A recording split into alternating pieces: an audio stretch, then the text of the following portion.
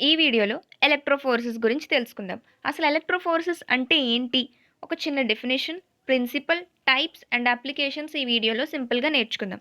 అసలు ఈ ప్రొసీజర్, ఈ ఎలక్ట్రోఫోర్సెస్ ప్రొసీజర్‌ని ఎలా డిఫైన్ చేస్తామంటే, the movement of charged particles in an electric field resulting in their migration towards the oppositely charged electrode is known as ఎలక్ట్రోఫోర్సెస్.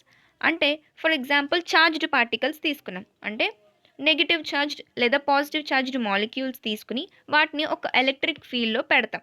పెట్టిన తర్వాత మనం కరెంట్ సప్లై చేస్తాం. కరెంట్ సప్లై చేసినప్పుడు ఈ చార్జ్డ్ పార్టికల్స్ అనేవి వాటి ఆపోజిట్లీ చార్జ్డ్ ఎలక్ట్రోడ్స్ దగ్గరికి మైగ్రేట్ అవుతాయి అన్నమాట. ఈ హోల్ ప్రొసీజర్నే మనం ఎలక్ట్రోఫోర్సెస్ అంటాం. ప్రిన్సిపల్ ఏంటంటే ఇక్కడ చూడండి, first molecules with net charge చెప్పాను కదా. చార్జ్డ్ పార్టికల్స్ అంటే అయితే పాజిటివ్ ఛార్జ్ లేదా నెగిటివ్ ఛార్జ్. పాజిటివ్ ఛార్జ్ అయాన్స్ని మనం ఏమంటాము? క్యాటియాన్స్ అంటాము. నెగిటివ్ ఛార్జ్డ్ అయాన్స్ని యానియాన్స్ అంటాము. ఇప్పుడు ఎలక్ట్రోడ్స్ తీసుకుంటే అవేంటి? నెగిటివ్లీ ఛార్జ్డ్ ఎలక్ట్రోడ్ని క్యాథోడ్ అంటాము. పాజిటివ్లీ ఛార్జ్డ్ ఎలక్ట్రోడ్ని యానోడ్ అంటాము. ఫర్ ఎగ్జాంపుల్ మీరు ఇమాజిన్ చేసుకోండి, మన లెఫ్ట్ సైడ్లోని మనము మాలిక్యూల్స్ని పెట్టామన్నమాట. అంటే నెట్ ఛార్జ్డ్ పార్టికల్స్ని మనం లెఫ్ట్ సైడ్లో ఉంచాము. మన రైట్ సైడ్లో ఎలక్ట్రోడ్స్ని ప్లేస్ చేసాం. అంటే నెగిటివ్లీ ఛార్జ్డ్, పాజిటివ్లీ ఛార్జ్డ్ ఎలక్ట్రోడ్స్ని పెట్టాం. క్యాథోడ్, యానోడ్ని పెట్టాం.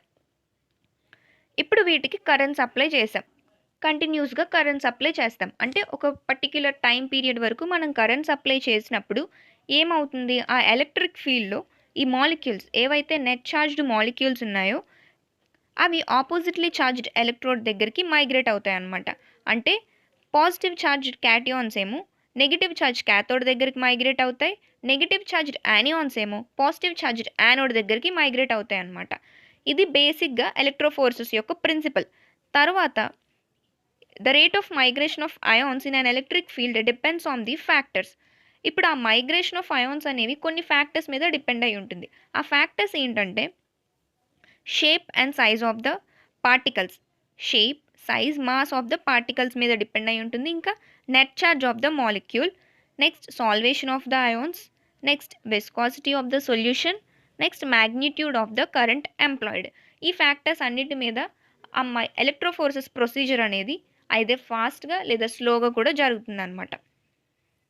Next, it is widely used analytical technique for the separation of biological molecules such as plasma proteins, lipoproteins and immunoglobulins. మనం ఈ టెక్నిక్నే బేస్ చేసుకొని ప్లాస్మా ప్రోటీన్స్, లైపోప్రోటీన్స్, ఇమ్యూనోగ్లోబ్యులిన్స్ అలాంటి molecules అన్నిటిని separate చేయొచ్చు. Types of ఎలక్ట్రోఫోర్సెస్ చూద్దాం. బేసిక్గా 2 టైప్స్ ఉంటాయి, zone electrophoresis and moving boundary electrophoresis. ఇందులో మళ్ళీ సబ్ టైప్స్ ఉంటాయి. జోన్లో ఏముంటాయంటే paper, gel, thin layer, cellulose acetate.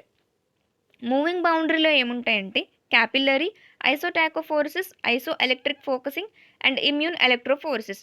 ఇందులో ఒక్కొక్క టైప్కి ఒక్కొక్క టైప్ ఆఫ్ ప్రొసీజర్ ప్రిన్సిపల్ అనేది మారుతూ ఉంటుంది. కానీ మీరు ఎప్పుడు బేసిక్ ప్రిన్సిపల్ మాత్రం మర్చిపోవద్దు. బేసిక్ ప్రిన్సిపల్ ఏంటి? ఇమాజిన్ చేసుకోండి, ఒక హారిజాంటల్ బాక్స్లో మనం లెఫ్ట్ సైడ్లో మాలిక్యూల్స్ పెట్టాం, నెట్ ఛార్జ్డ్ మాలిక్యూల్స్ పెట్టాము. రైట్ సైడ్లోని ఎలక్ట్రోడ్స్ పెట్టాము. పాజిటివ్ ఎలక్ట్రోడ్, నెగిటివ్ ఎలక్ట్రోడ్ పెట్టాం.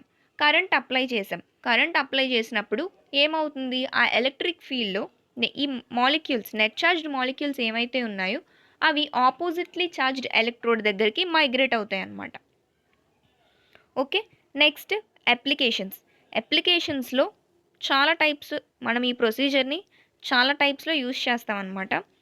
ఫస్ట్ అందులో ఏంటి? Estimation of DNA molecule. DNA మాలిక్యూల్స్ని ఎస్టిమేట్ చేయడానికి. Next analysis of PCR product. PCR అంటే పాలిమరేస్ చైన్ రియాక్షన్. ఆ ప్రొసీజర్ చేసిన తర్వాత వచ్చిన ప్రోడక్ట్ని మనం ఎలక్ట్రోఫోరెసిస్ చేసి అనాలిసిస్ చేస్తాం. తర్వాత separation of restricted genomic DNA and RNA.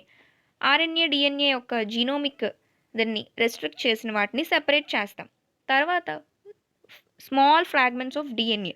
డిఎన్ఏలో వచ్చిన చిన్న చిన్న ఫ్రాగ్మెంట్స్ని కూడా మనం ఈ ప్రొసీజర్ యూజ్ చేసి సెపరేట్ చేయొచ్చు. తర్వాత confirmation of newly isolated DNA in determining molecular weights of proteins. Proteins యొక్క మాలిక్యులర్ వెయిట్స్ని డిటర్మైన్ చేయడానికి కూడా మనము ఎలక్ట్రోఫోరెసిస్ ప్రొసీజర్ని యూజ్ చేయొచ్చు. ఇంకా ఫారెన్సిక్ సైన్స్, ఫారెన్సిక్ సైన్సెస్లో కూడా ఎలక్ట్రోఫోరెసిస్ ప్రొసీజర్ని యూజ్ చేస్తాం. Thank you for watching. మీకు ఈ వీడియో నచ్చినట్లయితే లైక్ చేయండి, మీ ఫ్రెండ్స్ అందరికీ షేర్ చేయండి.